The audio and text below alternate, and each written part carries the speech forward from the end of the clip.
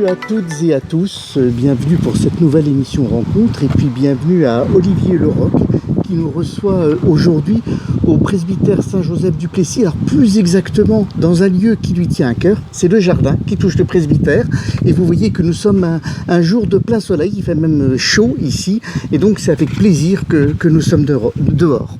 Olivier, merci d'avoir accepté notre invitation. Cela fait donc 5 ans que vous êtes recteur de l'Annester, également depuis un petit peu moins longtemps, je crois, doyen de Lorient Lanester-Caudan.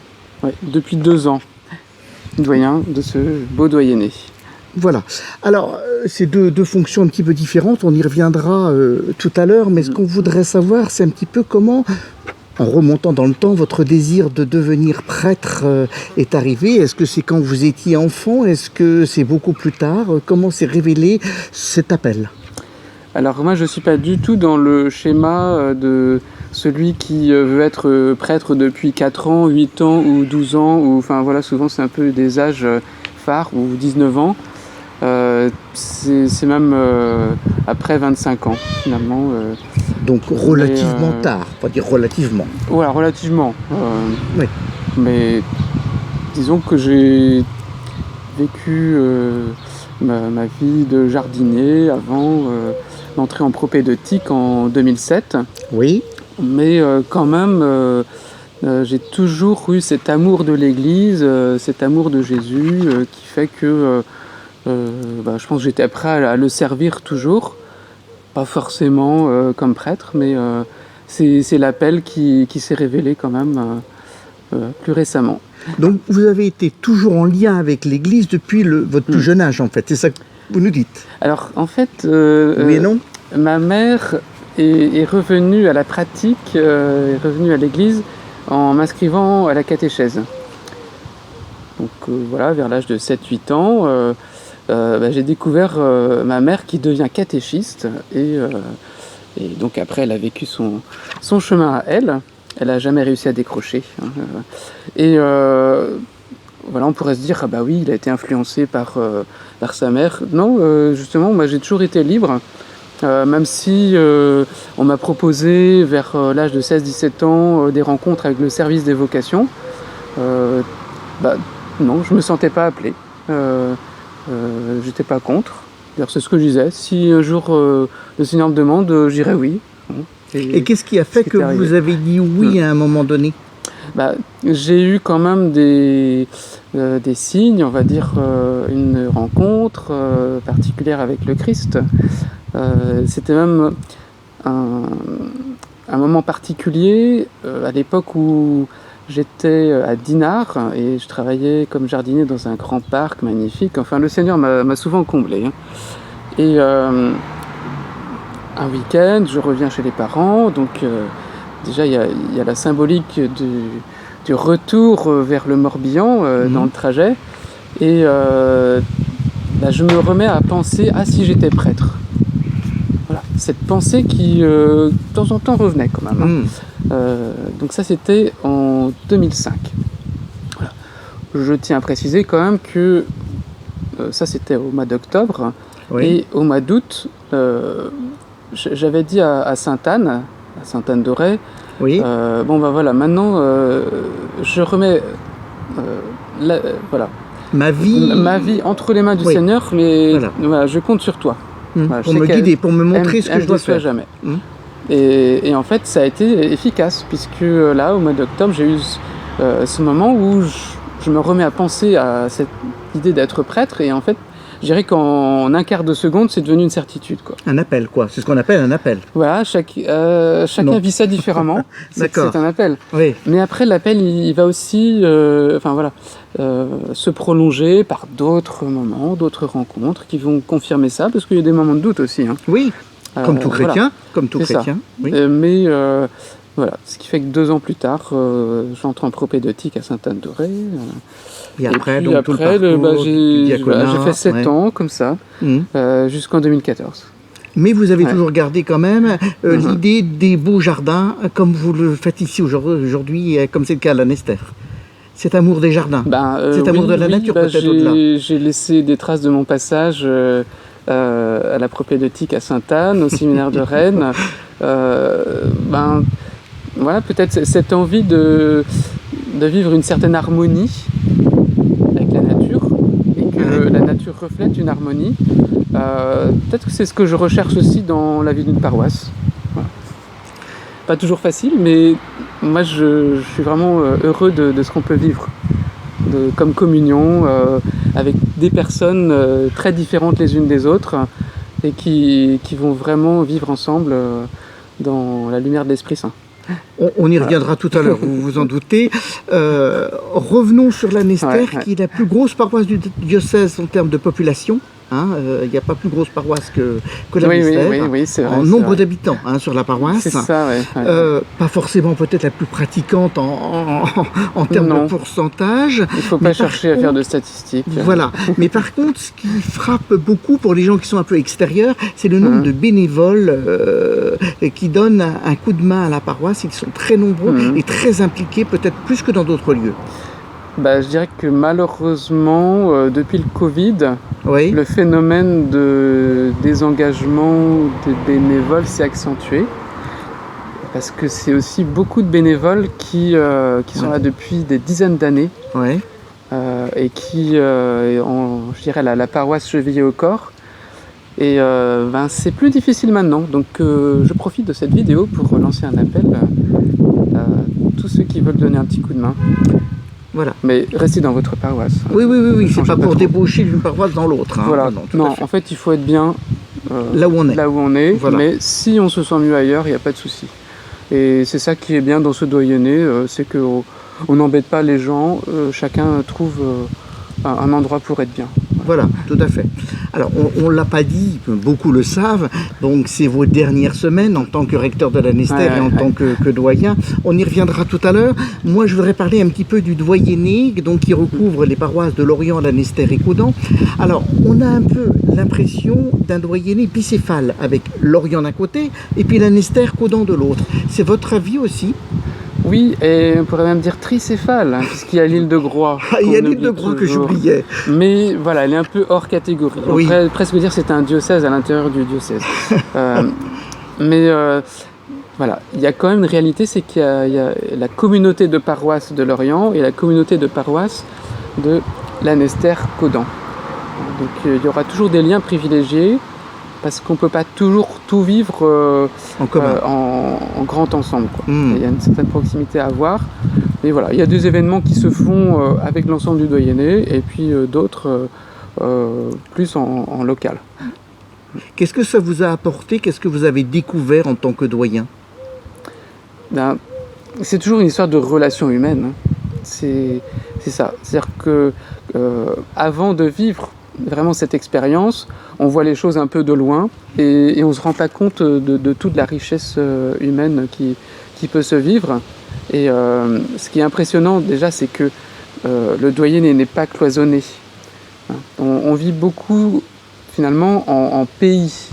C'est beaucoup le pays de l'Orient et on peut même dire qu'on va un peu jusqu'à Plouay. Voilà, mais comme c'est le cas dans la vie civile en fait, où il y a une communauté d'agglomération, on retient au même niveau en fait. Jusqu'à Pleumeur, Guidel, Ponscorf, Kévin, en passant par Port-Louis, Carvignac, Hennebont, quoi. Donc on voit qu'il y a des gens qui vivent des expériences humaines et chrétiennes qui dépassent un petit peu.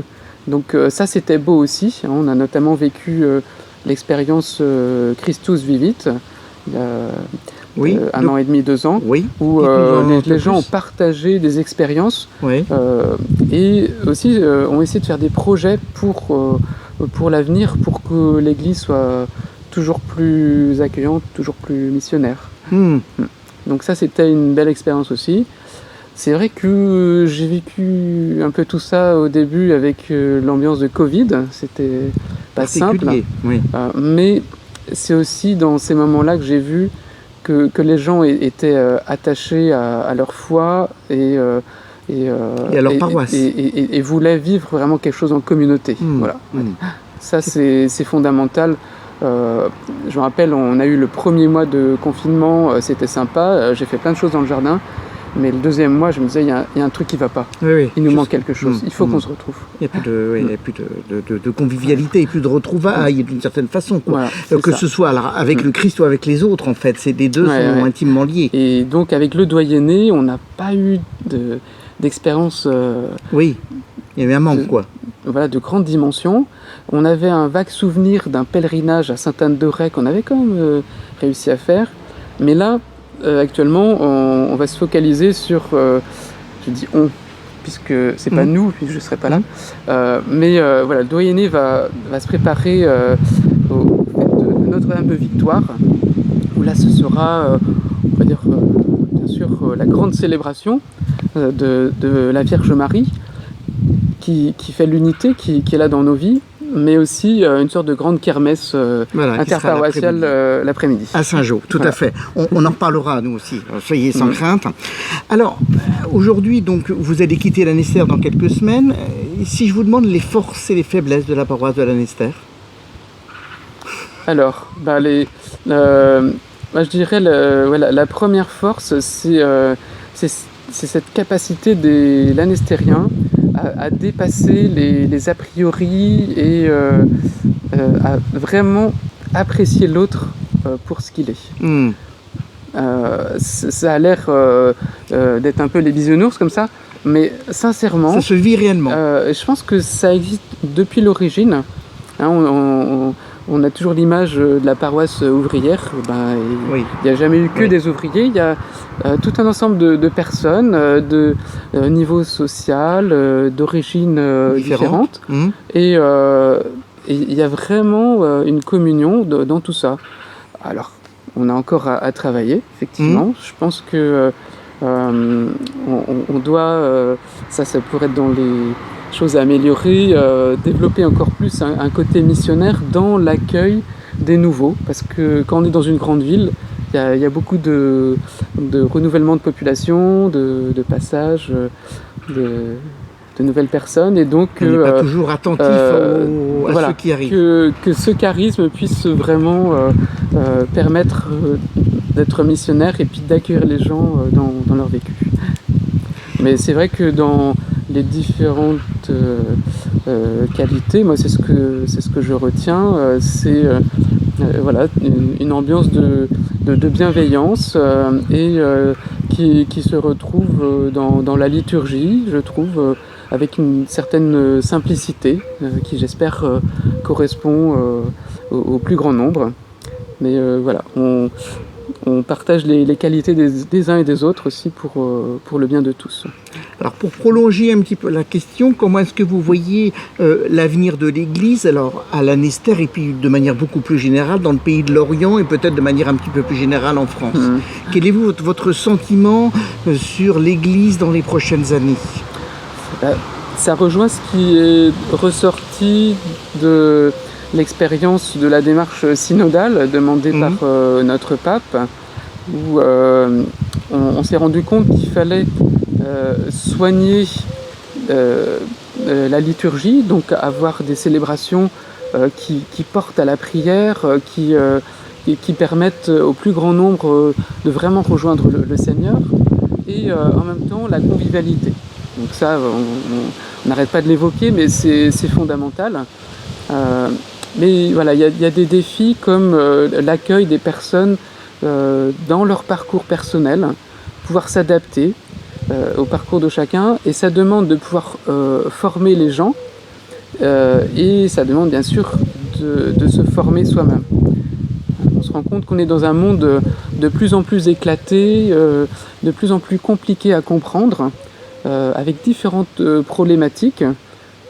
C'est vrai que maintenant on se rend compte qu'il y a le fait du multiculturalisme avec différentes religions, donc comment on peut vivre cette relation avec des personnes d'autres religions, avec des personnes qui n'ont pas de croyances particulières non plus, mais aussi toutes ces problématiques autour de gens qui ont l'impression de ne pas savoir qui ils sont. Cette crise de la société qui peut mener parfois jusqu'au suicide. C'est des choses qui nous rejoignent, Et je pense que on doit être une église de la compassion, finalement, vivre à l'image du Christ, à l'image du bon samaritain qu'on évoque ce dimanche. Alors, sinon, vous m'avez tendu la perche pour la question suivante. Vous vous occupez de l'écuménisme sur le pays de l'Orient. Ma question va être volontairement naïve. Est-ce que l'écuménisme, c'est pas une semaine de prière tous les ans en janvier, point final? Alors, moi, j'ai vécu l'expérience pendant 2 ans de retrouver le groupe écuménique du pays de l'Orient. Donc, 5-6 fois dans l'année, donc on se retrouvait tous les 2 mois. Donc pour préparer bien sûr la veillée de prière lors de cette semaine du 18 au 25 janvier, mais c'était avant tout une rencontre fraternelle qui nous permettait de partager en toute simplicité sur notre manière de vivre notre foi. Et c'était vraiment enrichissant et ça permet de faire l'expérience de cette fraternité dans le Christ, de sentir cette unité de l'Église au-delà de ce que nous on peut imaginer. Ouais. Oui, parce que vu de l'extérieur, on a l'impression plutôt d'un aspect de division qu'un aspect d'unité en fait. Ouais. Moi j'ai surtout vu l'unité. Après c'est sûr que on a ce désir d'une parfaite communion. Mais comme on le voit avec les liens avec les églises orthodoxes aussi qui vont s'accentuer à l'Orient, je pense que là vraiment on commence à expérimenter cette unité. Mais je me dis, si j'étais resté un peu plus, je pense que je me serais impliqué encore. On verra ce que le nouveau doyen fera ou le nouveau prêtre ou accompagnateur de ce groupe écuménique. Mais voilà, je me disais que le lien avec les églises évangéliques, c'est important aussi. Vous faisiez référence à l'église orthodoxe qui va donc s'installer entre guillemets à l'ancienne paroisse Jeanne d'Arc à Lorient. C'est de ça dont vous parliez en fait.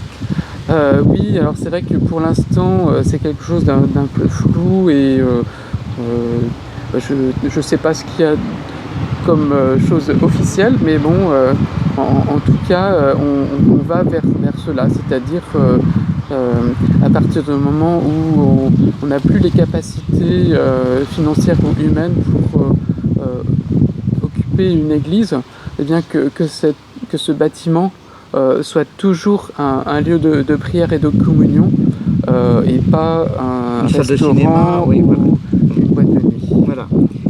Alors, à l'Annester, la particularité, c'est qu'on a 2 lieux de culte et une paroisse. C'est une chance ou une difficulté?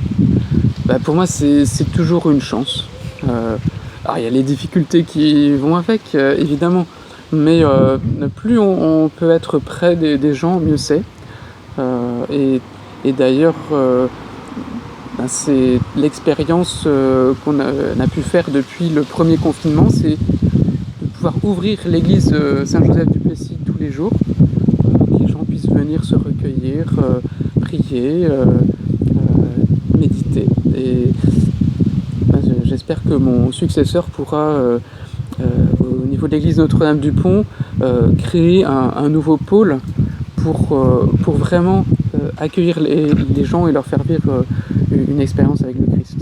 Votre successeur, ce sera donc Olivier Lorne qui arrivera en septembre. Un peu un petit défi pour lui parce que c'est quand même une paroisse assez lourde globalement. Oui, et j'ai même réussi à être recteur de l'Annester et doyen en même temps. Et j'avoue que j'ai accepté la nomination à guerre en me disant que ce sera peut-être moins dur pour moi puisque j'ai été tout seul comme prêtre. Alors évidemment il y a le père Joël Jean qui habite l'Annester qui donnait des coups de main. Évidemment on a les frères de Saint-Jean ou la communauté Saint-Philippe-Néry qui peuvent aider ponctuellement. Mais voilà, il y a aussi à l'Annester, le quotidien, il y a aussi à l'Annester une communauté religieuse, le Carmel Saint-Joseph, donc avec des sœurs qui ont vendu leur terrain pour qu'il y ait le foyer soleil qui s'installe.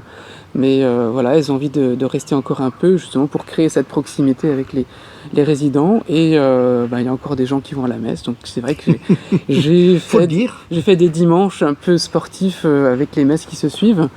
Mais voilà, c'est vrai que ça valait le coup.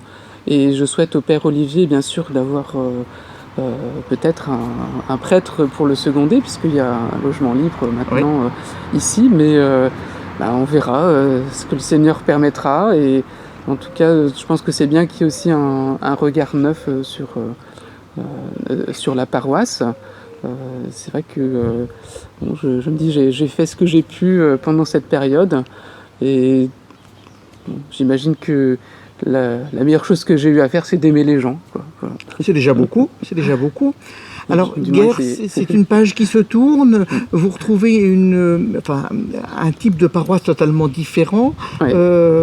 Qu'est-ce que vous attendez ou qu'est-ce que vous redoutez ou qu'est-ce que vous avez envie de trouver là-bas ? Effectivement, c'est comme la géographie, c'est diamétralement opposé.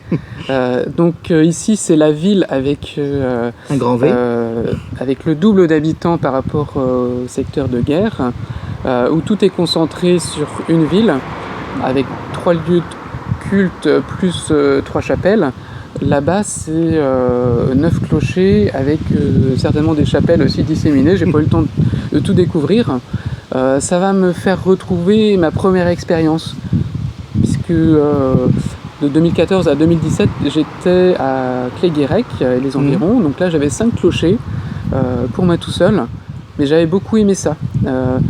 Faire 30 000 km par an, les célébrer des pardons dans les chapelles, vivre avec des communautés un petit peu différentes les unes des autres, et puis trouver mon équilibre à Guerre, ce sera certainement encore différent, puisqu'on a le camp de Quatidan, il y a aussi une autre manière de vivre sa foi, mais moi je vois déjà le côté positif d'être en équipe de prêtres, 3 prêtres ensemble, plus un prêtre plus âgé qui est très présent. On aura aussi un séminariste, et moi ça me plaît bien aussi de transmettre, quoi. Si on peut donner le goût aux paroissiens, mais aussi à ce jeune, et puis on le laissera libre.